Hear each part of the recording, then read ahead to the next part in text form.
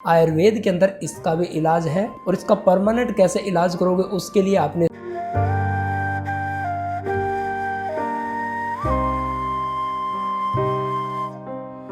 जो दोस्त ये भी बोलते हैं ना कि मैंने तो जगह जगह से दवाइयाँ ले ली है, एंटीबायोटिक खा ली है, अंग्रेजी दवाइयाँ बहुत सारी ले ली, आयुर्वेदिक बहुत सारी ले ली, होम्योपैथिक ले ली, उनको भी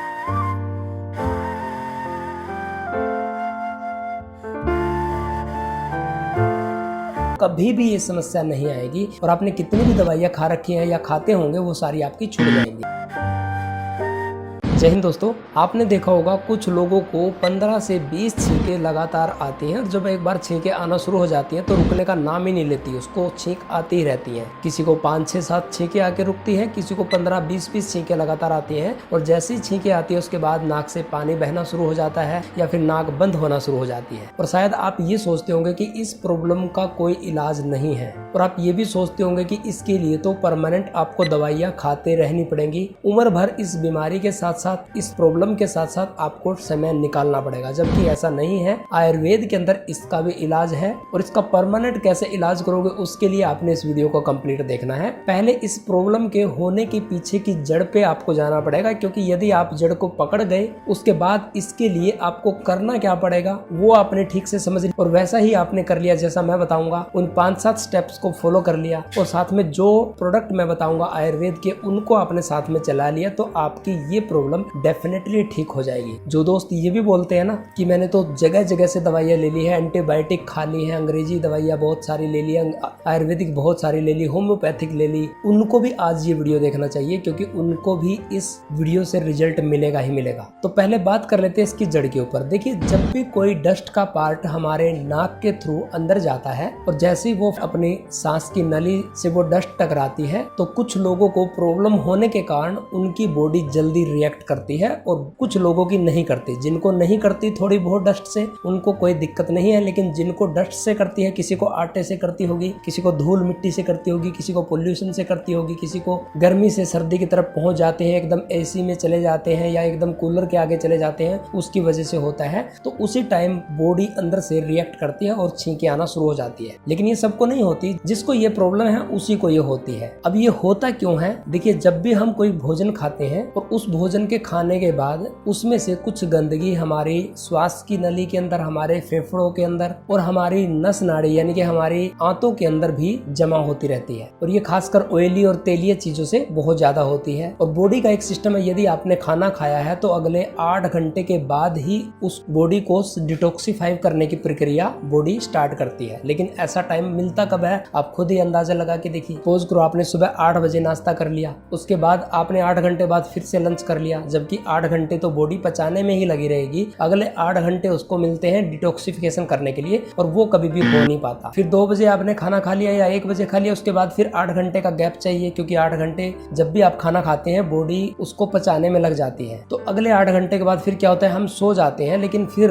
रात के जो 8 घंटे होते हैं उसको पचाने के लिए, सपोज करो आपने रात में 8 बजे खाना खाया और सुबह 4 बजे तक आपकी बॉडी खाने को पचाने की प्रक्रिया को चलाती रही। उसके बाद सुबह के 4 से दोपहर के 12 बजे तक का टाइम सही मायने में डिटॉक्सिफिकेशन का होता है, लेकिन उतना टाइम फिर नहीं दे पाते। हम फिर सुबह 8 बजे तक रेडी होके खाना पीना खा लेते हैं और यहीं पे सबसे बड़ी दिक्कत आती है। तो यदि आपने इसकी जड़ को समझ लिया होगा तो जिन व्यक्तियों को प्रॉब्लम है उनको क्या करना पड़ेगा? सबसे पहले स्टेप 16 घंटे का उपवास करना पड़ेगा। सपोज करो आपने शाम के 8 बजे खाना खा लिया तो आपको क्या करना पड़ेगा? लगभग 1 महीना तक दोपहर के 11 या 12 बजे के बाद ही खाना खाना है और ये उम्र भर नहीं करना है, केवल आपने 30 दिन करना है, क्योंकि 30 दिन के लिए आपकी बॉडी को डिटॉक्सिफिकेशन करना ही पड़ेगा। इसके साथ साथ आयुर्वेदिक इलाज भी है, वो भी आपको साथ में लेके चलना है, वीडियो को पूरा देखना। तो ये आपने पहली स्टेप कर ली। दूसरी स्टेप आपको क्या करनी है? इन 30 दिन के अंदर यदि आप कोई भी ऑयली ज्यादा चीजें खाते हैं, फास्ट फूड खाते हैं, मांस मीट खाते हैं, दूध या दूध से बनी चीजें खाते हैं, रिफाइंड चीजें खाते हैं जैसे कच्चे चावल हो गए या रिफाइंड से कोई भी बनी चीजें हो गई, मैदा हो गया, सफेद नमक हो गया, चीनी हो गई, ऐसी चीजों का सेवन आपको सिर्फ 30 दिन के लिए बंद करना है। 30 दिन में कोई दिक्कत परेशानी वाली बात नहीं है, 30 दिन में कोई व्यक्ति मर नहीं जाता।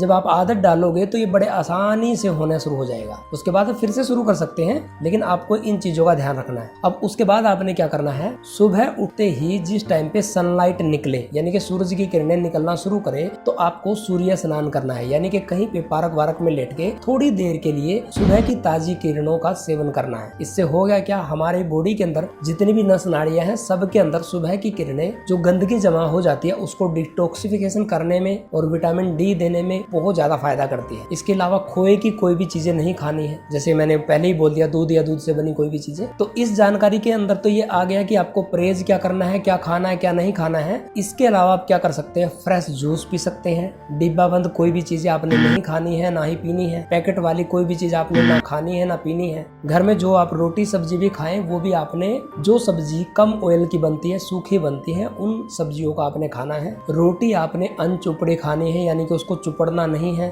अब आयुर्वेद के अंदर इसके क्या इलाज है, कौन कौन से प्रोडक्ट आप ले सकते हैं, और इतनी खास इन्फॉर्मेशन के बाद यदि अब तक आपने वीडियो पे लाइक नहीं किया है, सब्सक्राइब नहीं किया है, कमेंट नहीं किया है तो कर दीजिए। सबसे पहले तो आपको, जिस भी व्यक्ति को ये छींकों की प्रॉब्लम है, उसको एलोवेरा जरूर देना है। एलोवेरा उनको रात को सोने के समय पे 1 गिलास पानी में 30 ml ढक्कन भर के जरूर दें, क्योंकि रात में बॉडी सुबह अगले दिन 12 बजे तक डिटॉक्सिफिकेशन का काम अच्छी करेगी, और एलोवेरा यदि आपने दे दिया तो और भी अच्छा करेगी। सुबह आप फ्रेश होने के टाइम पे भी ले सकते हैं। साथ में उसी में आपने तुलसी की 2-2 बूंदे जरूर डालनी है, क्योंकि तुलसी एंटीबैक्टीरियल होती है और जितनी अंदर गंदगी जमी होती है उसके बैक्टीरिया को खत्म करने के लिए एंटीबैक्टीरियल, एंटी फंगल होती है, बहुत अच्छा वर्क करेगी। उसके अलावा आपने IMC का नोजल ड्रॉप इस्तेमाल करना है दोनों टाइम पे। इसके अलावा आपने 20-20 ml सुबह और शाम IMC कंपनी का इफेक्टोनिल सिरप को इस्तेमाल करना है, क्योंकि ये बॉडी के अंदर किसी भी प्रकार का बैक्टीरिया है, किसी भी प्रकार का इन्फेक्शन है, उसको खत्म करने में बहुत ज्यादा काम करती है। अब ये प्रोडक्ट भी आपको कब तक चलाने हैं, ये प्रोडक्ट भी आपको सिर्फ और सिर्फ 30 दिन लगातार चलाने हैं। 30 दिन के बाद आप रिजल्ट देखना दोस्तों, कभी भी ये समस्या नहीं आएगी, और आपने कितनी भी दवाइयाँ खा रखी है या खाते होंगे वो सारी आपकी छूट जाएंगी। और इतनी खास इन्फॉर्मेशन के बाद यदि अब तक आपने वीडियो पे लाइक नहीं किया है, सब्सक्राइब नहीं किया है, कमेंट नहीं किया है तो कर दीजिए, ताकि और भी आपके